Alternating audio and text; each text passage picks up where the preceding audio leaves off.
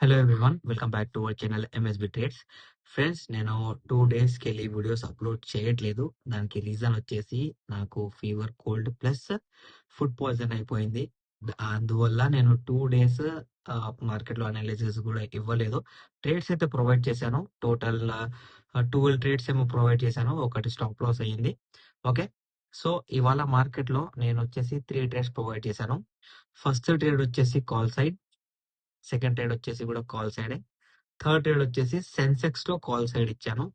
85 లో ఎంట్రీ, 160 లో ఎగ్జిట్, 190. దాని తర్వాత 160 లో ట్రైలింగ్ అయిపోయింది. అది 400 వెళ్ళింది end of the day. But మనం ట్రైలింగ్ కి రెస్పెక్ట్ ఇస్తాం కాబట్టి మనము ట్రైలింగ్ లోనే వెళ్ళిపోయాం. ఇప్పుడు రీజన్ వచ్చేసి ఇవాళ అన్ని కాల్ సైడ్ ఇవ్వడానికి రీజన్ వచ్చేసి రీజన్ ఏంటి అంటే, ఇప్పుడు నేను చాలా మందిని మార్కెట్ లో అబ్జర్వ్ చేస్తాం.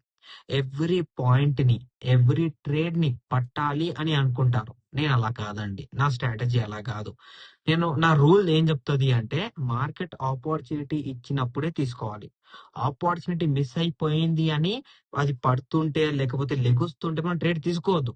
మళ్ళీ ఇంకో ఆపర్చునిటీ కోసం వెయిట్ చేయాలి, అంతేగాని మన ఆపర్చునిటీ మిస్ అయిందని ఈగోలో ఆ ట్రేడ్ ని మనం తీసుకోవద్దు. ఇది నా ఆ, నేను చెప్తున్నాను, ఇది నేను అలా ఆలోచిస్తాను. ఓకే, సో ఇవాళ మార్కెట్ లో ఏం జరిగింది అంటే, నేను ఫస్ట్ హాఫ్ చూశాను. ఓకే, బయింగ్ వెళ్ళింది. మళ్ళీ ఫస్ట్ హాఫ్ లో ఫస్ట్ క్యాండిల్ బ్రేక్ చేసి రీటెస్ట్ రివర్సల్ చేస్తేనే మనకు buying. First candle retest reversal చేయకుండా కంటిన్యూస్ ఫాల్ ఇస్తే సెల్లింగ్. ఓకే, చలో సెల్లింగ్ అయిపోయింది. మళ్ళీ బయింగ్ ఎక్కడ వస్తుందా అని నేను వెయిట్ చేస్తుంటే ఒక ఇండైరెక్ట్ బ్రేక్ డౌన్ దగ్గర ఇక్కడ వెయిట్ చేశాను. బట్ ఈ ఇండైరెక్ట్ బ్రేక్ డౌన్ పాయింట్ దగ్గర నేను ఇలా మార్క్ చేసుకున్నాను. మార్క్ చేసుకుంటే ఇక్కడ ఏమైంది అంటే, మార్కెట్ ఇక్కడ రిజెక్ట్ అవ్వలేదు. రిజెక్ట్ అవ్వలేదు కాబట్టి మార్కెట్ లో సెల్లింగ్ అనేది కంటిన్యూస్. వెయిట్ చేశాను.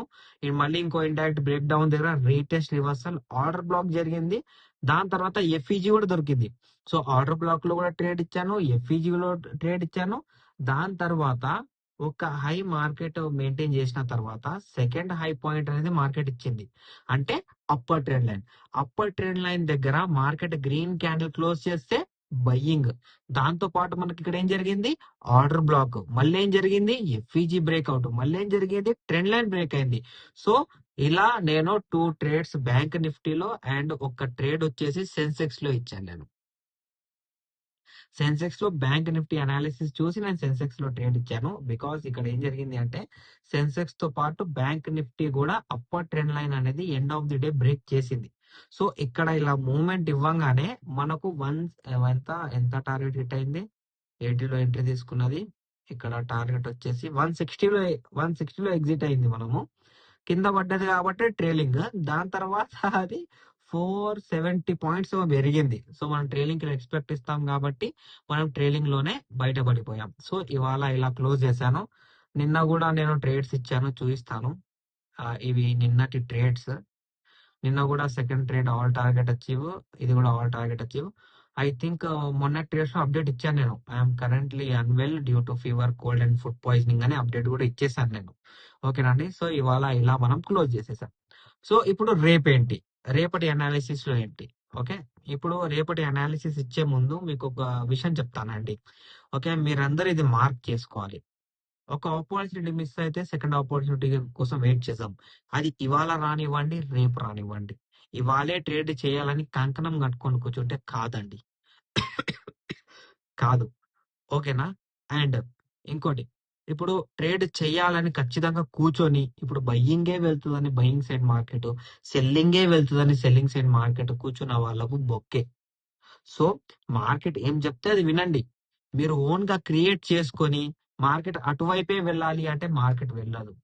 అక్కడ ఈగో హర్ట్ అవుతుంది, సెంటిమెంట్ హర్ట్ అవుతుంది. సెంటిమెంట్ ఏంటి, పోతే పాయ్. ఈగో హర్ట్ అయితే ఉన్న పైసలు బొక్క.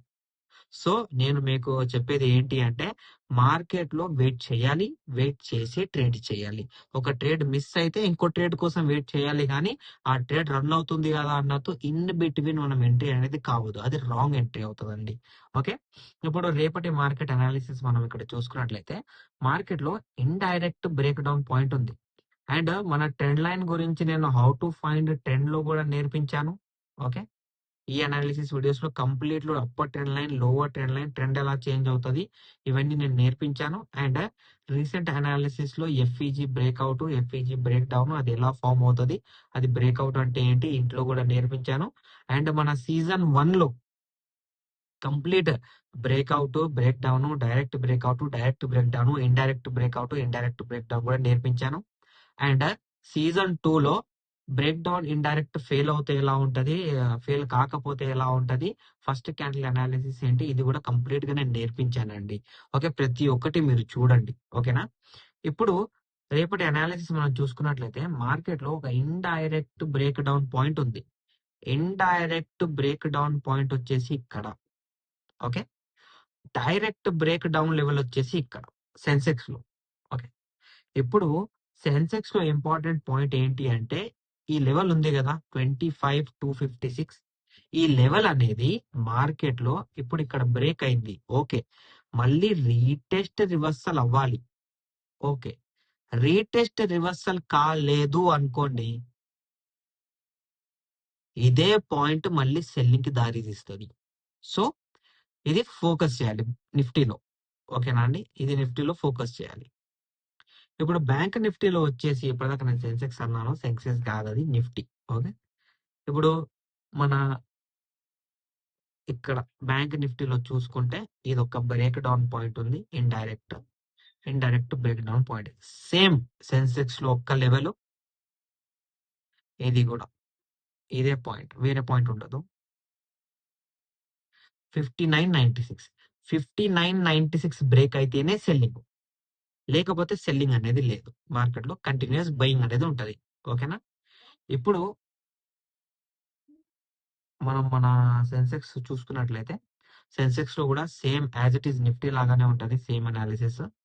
ఇది ఒక బ్రేక్ డౌన్ పాయింట్ ఇండైరెక్ట్, ఇది వచ్చేసి ఒక లెవెల్. ఓకే, సేమ్ పాయింట్, ఈ లెవెల్ బ్రేక్ అయితేనే సెల్లింగ్. ఇప్పుడు బ్రేక్ అయితేనే అంటున్నాను, బ్రేక్ ఎలా అవుతుంది అంటే ఇలా రెడ్ క్యాండిల్ తో బ్రేక్ అవుతుందండి. ఇలా రెడ్ క్యాండిల్ తో కంప్లీట్ గా 2 లెవెల్స్ బ్రేక్ అయితేనే సెల్లింగ్, లేకపోతే సెల్లింగ్ కాదండి. ఓకేనా. సో ఇది సెన్సెక్స్ లెవెల్ మార్క్ చేసుకోండి, ఇది బ్యాంక్ నిఫ్టీ లెవెల్, ఇది నిఫ్టీ లెవెల్. మీకు నా అనాలిసిస్ నచ్చినట్లయితే వీడియోని లైక్ చేయండి, షేర్ చేయండి, మన యూట్యూబ్ ఛానల్ ని సబ్స్క్రైబ్ చేసుకోండి. Thank you for watching my video.